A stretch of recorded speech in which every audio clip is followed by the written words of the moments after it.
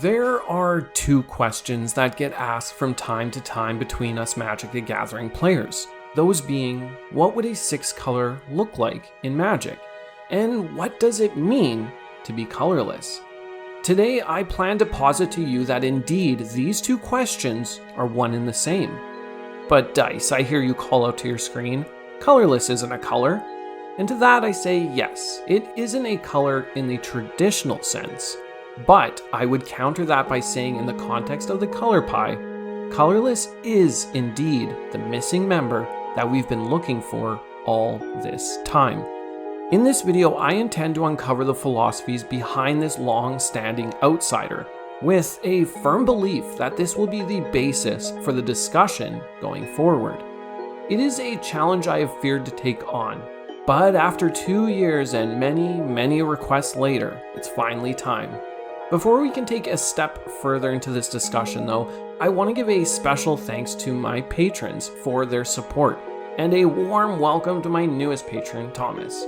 If you enjoy the content on this channel and want to support me directly while gaining some perks along the way, then there will be a link for that and everything else in the description, such as my Twitter and a link to my ever-growing Discord. With that, I would like you to relax, open your mind, and find peace in the void as we discuss Colorless, the missing piece of the color pie. On a high level, it may seem odd to even apply a philosophy to a piece of the color pie that consists mostly of artificial beings. There can't possibly be a personality to uncover within Colorless, could there be? And yet we know of 3 characters so far, rich ones at that, who have Colorless applied to them.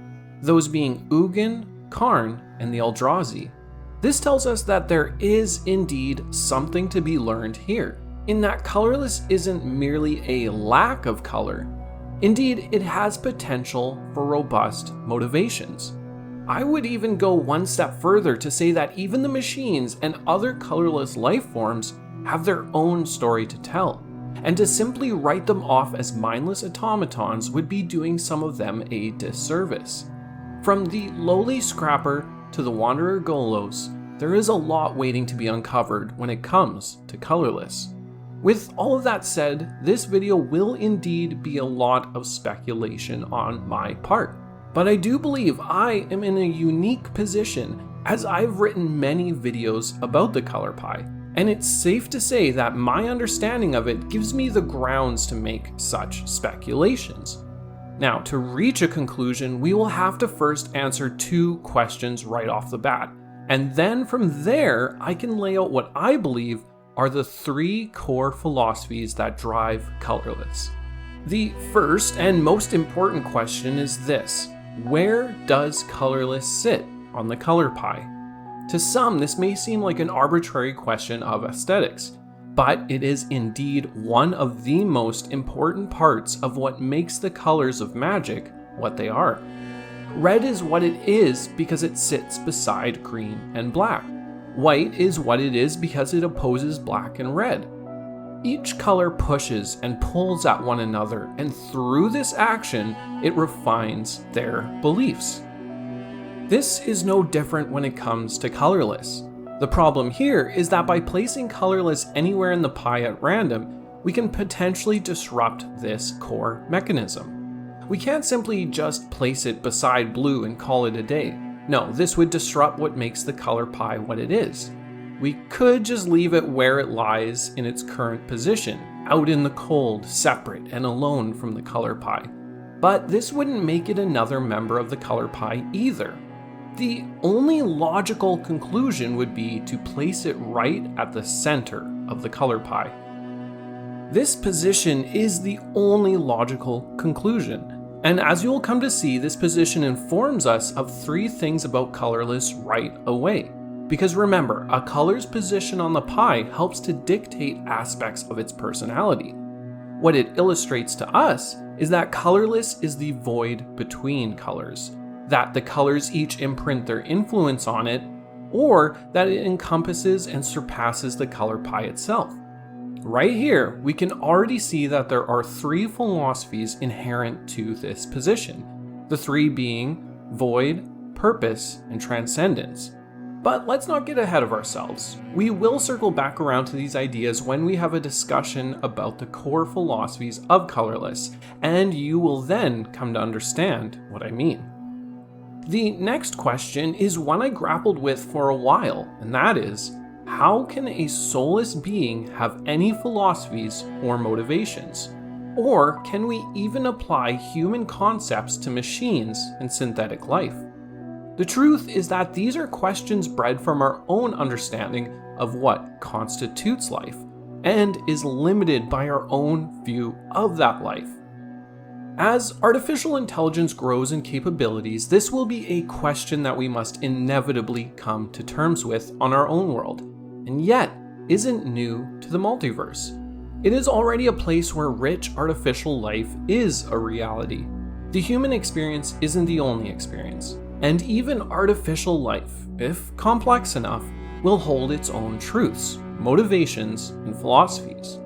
For us to move forward, we must view life and the soul in broader terms and be willing to forego our own deep-rooted notions of these ideas. From this new position, we will be able to look at things from a different lens. For instance, would we consider animals to be anything more than simple creatures?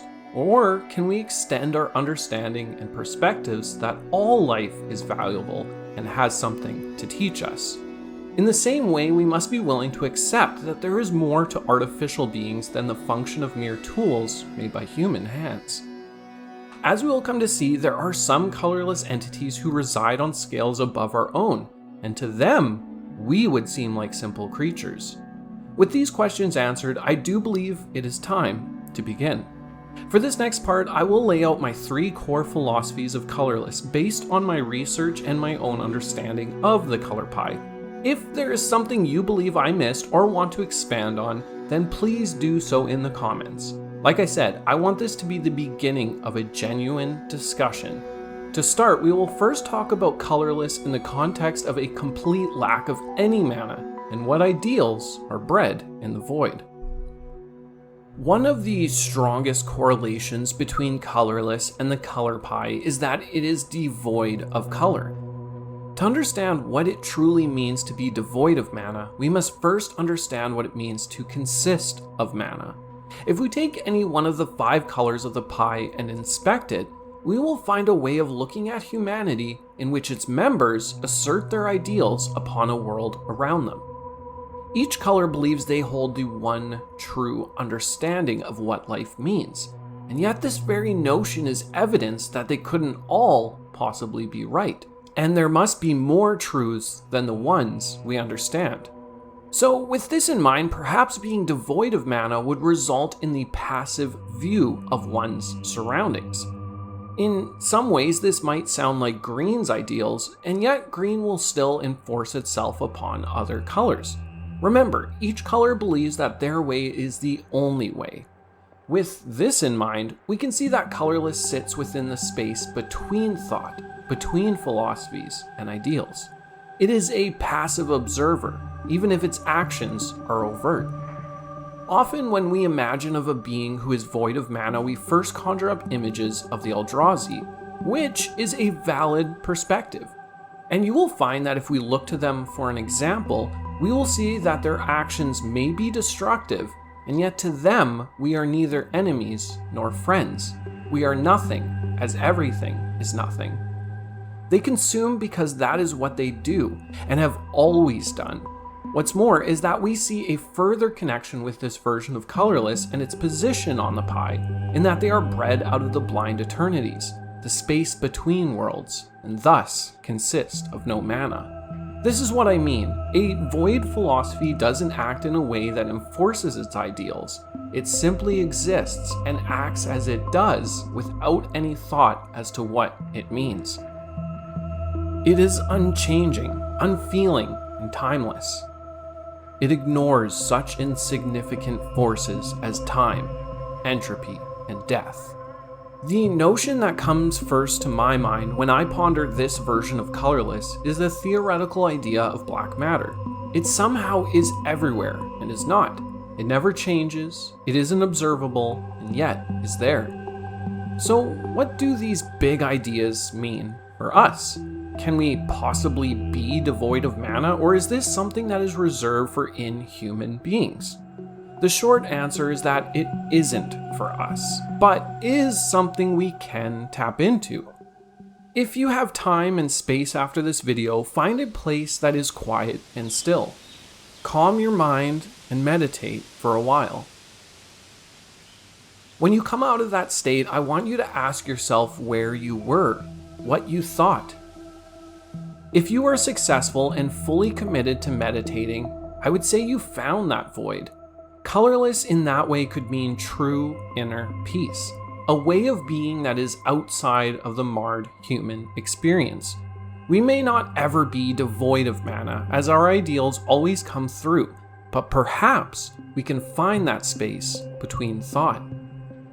Next, I would like to begin to apply the Color Pie's influence onto Colorless with our next concept, and that is purpose through creation. This aspect of Colorless is bred from the machinations most found in this section of the Color Pie. While our previous version is what lies in the space between colors, this is what happens when the colors assert themselves upon Colorless, imprinting a motivation onto them. The idea here is that Colorless is in service of its creator. It is a way of seeing things that is hyper-focused on what it was made to do. It is a lonely path, and yet this is the only path they know, and so there is nothing for us to pity. Once again, we can see small similarities to the way green sees things, and yet it is once again a purer version of its ideals. While green believes that it has been put on this world for a reason, Colorless does not even ponder the reason. It merely is, and does, until the day it can no longer do so. With their factories long destroyed, some of Mishra's creations still toil in remote areas, endlessly performing and re-performing their last orders. Colorless in this fashion invokes up feelings of loneliness in our own hearts, and yet those words are not present in Colorless. I always look to cards like Golos and Solemn Simulacrum, creations who seem like they are from a time long forgotten, and yet their purpose remains. Colorless, with this as our lens, can then stand for concepts like reliability, consistency, and purpose. This ideal is noble in that, as a human, if our motivations do not serve us, we abandon them. Colorless, in this version, is here to serve a single purpose, and to abandon that purpose is akin to the only true death. Now, I want us to take a moment and step back a bit to see where this purpose comes from. A colorless being simply does not come into existence out of nothing, at least the colorless found in this version. A hand must put forth its vision and then apply it to a lifeless form. In this way, we can see what effects touching each member of the color pie has on Colorless. Sure, some colors more often assert themselves onto Colorless, like blue, but we do see it come from every corner. White might create an artificial life to utilize a timeless guard or an unwavering judge. Blue will craft machines that aid its research, creations that add to its efficiency. Black will muster up colorless beings who kill, so that their hands are never tarnished by blood, or ones who endlessly search through scraps for treasure. Red will sometimes craft machines of chaos and violence.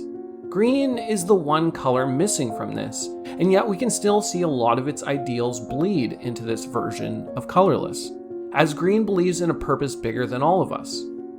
As we can see from our first two examples, their position on the color pie in relation to each color can mean different things. It can be the void between colors, or it can be the result of colors asserting their will upon it. But what does it mean to be all and none at the same time?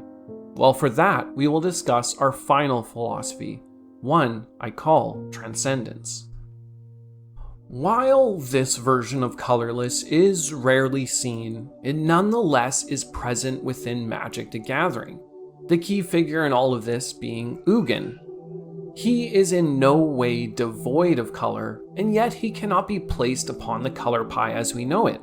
Because of this, he is classified as colorless. when in fact, I would say that he transcends the color pie. Luckily, Ugin isn't our only example of this version of Colorless. As we know, there are many artificial beings and machinations who can produce any color of the color pie, which would mean they must in turn possess each color within them, and yet are not made up of any of its parts. What I'm saying is in no way that Colorless is indeed 5 colors. No, it's something else. When we don't understand something, it is often because we place our human lens upon what we view. We will never succeed in grasping at such large concepts with our limited frame of mind. Beings of this composition are beyond our simple human understanding. Take for instance the words found on Prismatic Piper. It is everything and is nothing. How can something be everything and nothing? Yet these very words encapsulate this version of Colorless with ease. The color pie reflects the human understanding of the world around us, and thus to transcend the color pie means that you will see past human motivations and view each piece of the pie as a blurring together of one whole. Our position is tied so closely to the color pie that we cannot see past arm's length, in that we understand what ideals we oppose or align ourselves with, and nothing more. The transcendent version of Colorless holds a unique perspective and realizes that each piece is one in the same, and our arbitrary divides are nothing more than our lack of understanding of what makes us whole. Now, I'm sure you're pondering a question of your own, and I hope it's this. Is it possible to still apply this to ourselves or to our characters? While I do believe it is rare, it is possible. With that said, the key to this version of Colorless is that it requires a perspective that is beyond our own, and thus would take some secret knowledge to truly understand. How you would gain such knowledge? Well, that's left up to your imagination. Once your character has achieved this, or you have done so yourself, then you will be unshackled by our mortal understanding of what life is and means. One day soon, humanity will be faced with a life, while artificial, that makes us question our ideas of what a soul is and what it means to be human. Through Colorless, we have come to learn that there are valid experiences outside of our own, and while they may be hard for us to understand, they are no less valid. Could it be that there are beings out there hiding in the depths of space? Ones who are void of any aspect of what we could recognize as human thought? Would we fail to even communicate with them? Can we so easily dismiss the robots of the future while they care for us and stand at our side until the day we fade from this earth? Perhaps there is a possibility to reach out to forms beyond our limited view, ones who are somehow everything and nothing.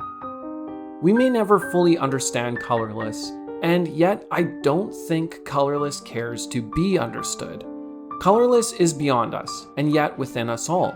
So perhaps it's just a matter of understanding ourselves and what it means to be human.